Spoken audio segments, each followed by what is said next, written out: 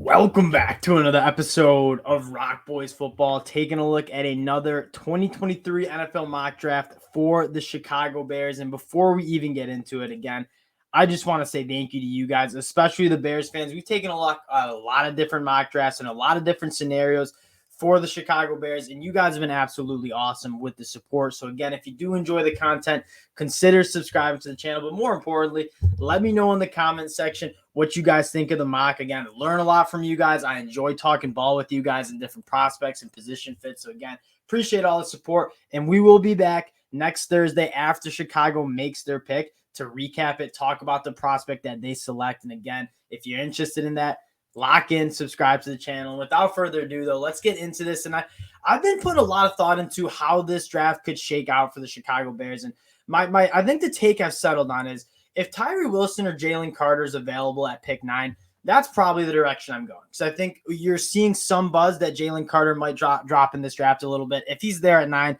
I think you sprint that card up to the board.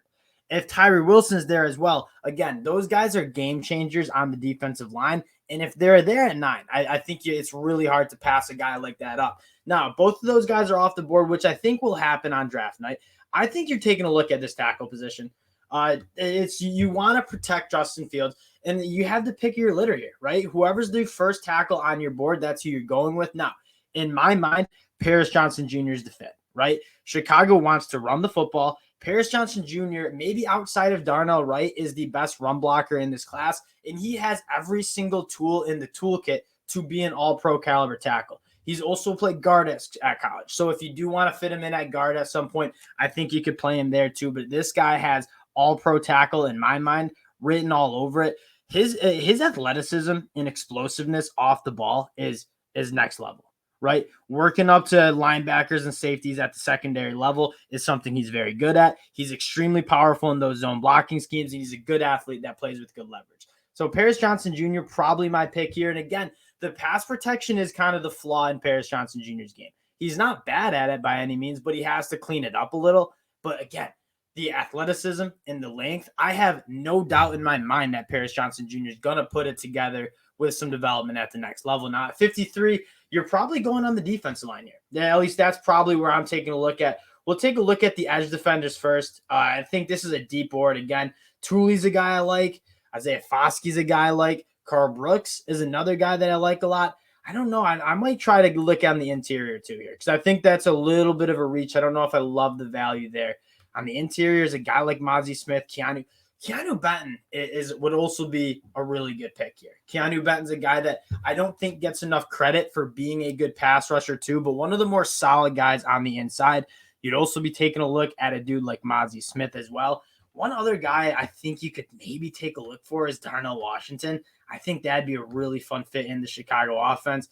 He's not on the board either. So, again, you're probably going on the defensive line unless you like a cornerback. Let's take a look at the whole big board in general here. Dion Henley's would be a nice get. I'm not there on Sam Laporta, if that's what you guys are wondering. Taking a look at some of the other needs in this lineup, Julius Brents is another guy that I really like.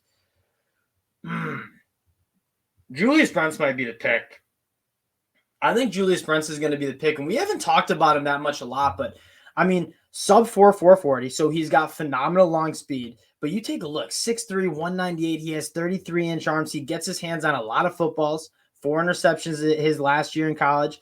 Again, I think he's another one of those guys similar to what we were talking about Paris Johnson is like he has like all pro like traits and you want to take swings on those guys, right? You can't teach the length and speed Julius Brents has. I think he's rather fluid in the hips as well. And again, I think that cornerback room could use some additions. I think Julius Brents is a guy that you really, really like there. Another guy I keep an eye on is Eli Ricks. He's one of my favorite prospects in the draft. Ran a slow 40, I believe a 4.5. So you're a little concerned about the long speed. I was like 4.5, upper 4.5. So that you might be a little concerned on that. Pick 61, you're going to go get a guy that, I mean, if you've been checking us out, like, I'm a big fan of Carl Brooks. We're going to go out and get Carl Brooks, right? You want to improve the defensive line. You want to improve the ability to stop the run and get after the passer. Carl Brooks is a guy that's going to do that, right? 23.8 pass rush win rate. I mean, he's winning on 1 out of every 4 reps. And again, you look, he's a weird prospect because 6'4", 300 pounds, and he lines up at that 5 technique a lot, right? Outside of the tackle, over the tackle. Quite frankly, that's just because he was the best player on Bowling Green, and they wanted to put him in spots where he could impact the game the most. Probably a 3 tech at the next level, but his burst and bend that you see on the edge, like he looks like he could be playing at 260 pounds with how good he is off the line of scrimmage. You move that inside. I think a lot of guards and centers really struggle dealing with how athletic and bursty Karl Brooks is, and he's got some big-time power in his hands. Again, he's a guy that I think it's rare to find interior defensive linemen that can impact the game in terms of pass rush more than a guy like Karl Brooks, and I think you got to take a swing on a guy like Karl Brooks if he's there at pick 61. And then you got multiple picks in the second round and then first one in round 3. This is such a good opportunity for the Chicago Bears to really build the depth of this team, right? Like there's a lot of different spots on this roster you want to fill out. They have every opportunity in the world to go up and do that, right? We've already taken care of the defensive line, the offensive line, that cornerback position. I think they addressed linebacker really well with a guy like Tremaine Edmonds coming in. Now you're just kind of like, you're just having fun at this point. I think I want to take a look at who's available on the interior offensive line here. Because, again, there's some good guys. It'd be Luke Weipler here or Olu Oluwatimi. Olu is a guy that I like a lot. Could we take a look at – it kind of depends on how you feel about Chase Claypool and Darnell Mooney at this point. I think you could also take a look at running back if there's a guy that you really like. But I kind of like addressing that running back spot a little bit later in this draft.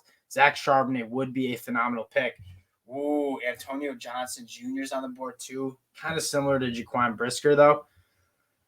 Should go a lot of different ways here. A lot of different ways. I like Isaiah McGuire. I like A.T. Perry a lot. I like Moro Ojomo. I think we're gonna eat our vegetables here. Just go get a really good center in Luke Weipler. John Michael Schmitz would be another guy that if he's available at 64, I'd like a lot. But guys like Steve Avila, Luke Weipler, John Michael Schmitz, it's not a sexy picking a guy in the interior, but again, it's going to get your team a lot better. There's some really good guys in day 2 that you can kind of fill in on that interior offensive line. I think Luke Weipler would be one of those guys that you feel really good about. 103, this is probably running back territory. I really do think when you look at this running back room, you obviously lose a guy like David Montgomery. The running back class is so good here. It's so good, and it's kind of a choose your flavor. Like, what kind of running back do you like? Chase Brown tested exceptionally well. Eric Gray's another guy that I like a lot.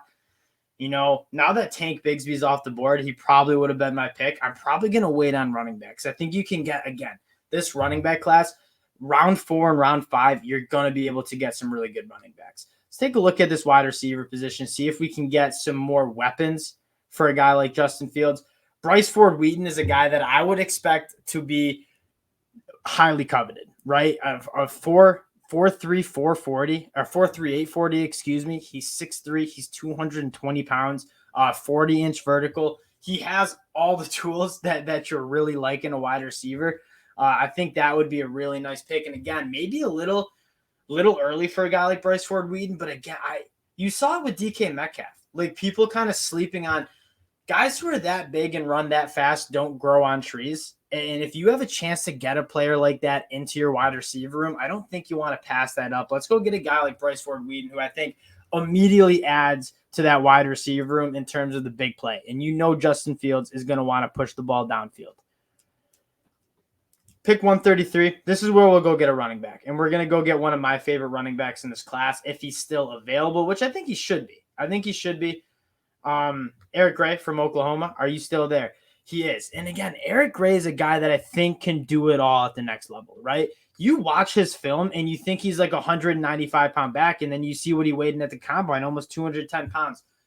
Next level elusiveness when he gets to the second level. I mean, like, makes linebackers, makes safeties look like silly in space. And so a guy that has that big playability, and then you look at the pass catching chops. See, I think he's a solid pass protector. I think that's the part of the game that he needs to improve the most. But 34 catches on 40 targets his last year for 238 receiving yards. He got it done with 6.5 yards per carry in the Big 12. In my mind, he's the all-purpose running back here. He's a top 5 running back on my board. And I think, quite honestly, you bring him in, he's probably starting at running back year one. That's how good of a guy I think Eric Gray is. He's a very, you just like take a look at his highlights. It's really easy to fall in love with a guy like Eric Gray here.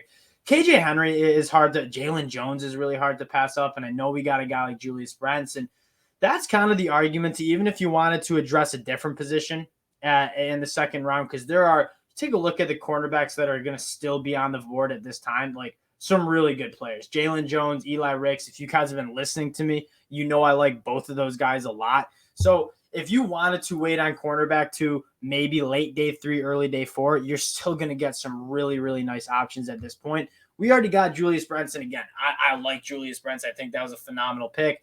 I think I'm going to get a guy like KJ Henry, right? We took Carl Brooks in terms of he's going to play 3-tech. He's going to play on the inside.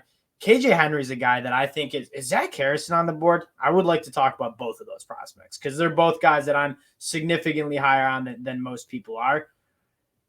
No Zach Harrison. So KJ Henry from Clemson, he's another former 5-star, a 5th-year senior at Clemson, really refined pass rusher. Like you can tell that this guy has spent a lot of time developing his pass rush toolkit, and he's a guy that I think gets into the league and immediately makes an impact, especially in the pass rush. I think he needs to play when you watch his film, like he's almost always just trying to get vertical. And so in the run game, sometimes a little bit of a liability. I think that has less to do with his physical ability to stop the run and more that he just has, I'm going to go tackle the quarterback in his mind every single snap. So maybe you can bust him out of that frame of mind. But in terms of rushing the passer, like this dude has phenomenal hands. He can win outside with some burst and bend, but he also has an extremely good move to the inside as well. Again, you're getting a guy who's a very refined pass rusher. And at this range, like there's not that many of those type of guys left on the board. Andrew Voorhees would be a nice stash away. Keandre Coburn, you want to pound the defensive line. Keandre Coburn would be a nice addition. He's a little bit different than Carl Brooks. And if you wanted to pass on Carl Brooks and get a guy like Keandre Coburn, I think that would make a lot of sense. We already got Bryce Ford Wheaton. There's so many picks to do so many different things for this team. Like you're really excited. I think you're just trying to go best available here. Any good linebacker you could take a look at maybe, but I mean like Jack Sanborn, Edmonds, like I don't think that's a big need. Is there any tight ends on the board that we could maybe get? Davis Allen is kind of a nice guy. Okay, Payne Durham. I could sell y'all on Payne Durham. You got Cole Kmet, who I think is very good in terms of catching the football. Payne Durham might be the best run blocker outside of Darnell Washington and Michael Mayer in this class. And so he's not an elite athlete by any means. He's a capable pass catcher, but he's a guy that you're lining up in line and letting him get after in the run game. And again, you go back to what Chicago wants to do. They want to run the football and they want to run it effectively. Payne Durham's a guy that you bring in. I think he's going to allow you to run the ball a little bit more effectively than you did last year. Payne Durham was, again, not a flashy pick, but I think a pick that is going to contribute to the Chicago Bears team early and often in terms of the run game. And again, people kind of hate, they want the flash at the tight end position. Like if you're not getting a guy like Kyle Pitts, go get a guy who's going to help run the football. Payne Durham is that kind of guy in my mind. Oh, McClendon Curtis goes right off the board right when I wanted him. That hurts bad. I really do like McClendon Curtis from Chattanooga. I need sleepers. Ronnie Bell would be a nice one. Chris Rodriguez would be a really nice addition. Matt Landers, a very similar DeMarco Hollins, excuse me. I want to take a look at this safety group. The DeMarco Hollins would be a really good pick. I mean, it's not like the biggest need right now. You can't go wrong with a guy like DeMarco Hollins, I think. He's a guy that just has played good football for Alabama. Didn't get a ton of opportunity just because Alabama is so loaded in the secondary. Very, very good football player. He's going to produce on special teams. I think that pick would make a lot of sense. Last pick, Troy Brown from Ole Miss, I like. 258. Now you just get a sleeper. Get a guy that you love. Justin Shorter, if we didn't. Ooh, Derek Parrish. Derek Parrish is one of the more interesting prospects. I'm very happy we got to take a look at him. He's going to play fullback or edge, and just go Google Derek Parrish. Like, absolutely jacked. He's a freak athlete, tested extremely well. Only problem, short arms, he's 6'2". But in terms of, he has a phenomenal pass rush. He only played 4 games due to injury. he's also working out as a fullback. And I think that's something that Ryan Poles and that Chicago Bears team might kind of covet late in this draft. He's probably going to be a good special teamer too. Taking a look at how this mock draft planned out, I mean, Paris Johnson Jr., that's been a popular pick for us. I think that pick makes a lot of sense. Julius Brent's at pick 53 again. Like, you're going to see teams fall in love with him just because of how athletic, how long, how fast he is. And then you're eating your vegetables. Carl Brooks is a guy that if you guys have been listening to me, Carl Brooks is a top 50 player on the board. I love Carl Brooks. I like Luke Weipler a lot too. That's not a flashy pick at 64, but it's a damn good one. Bryce Ford Wheaton might have been a little bit of a reach, especially when you can get a guy like Matt Landers from Arkansas or Justin Shorter from Florida, who kind of have that size and speed combo as well. Picking him at 103, maybe a little bit of a reach. Eric Gray, one of my favorite running backs in the class. KJ Henry is a phenomenal pick. And again, Payne Durham, not the sexy pick, but he's going to be a hammer in the run game. This is a solid mock draft for the Chicago Bears. Again, appreciate you guys checking this out. If you do enjoy the content, consider subscribing to the channel. And hey, next Thursday, come back. We'll be recapping the picks. And again, appreciate all the support. If you do enjoy the content, consider subscribing to the channel. And we'll talk to y'all later.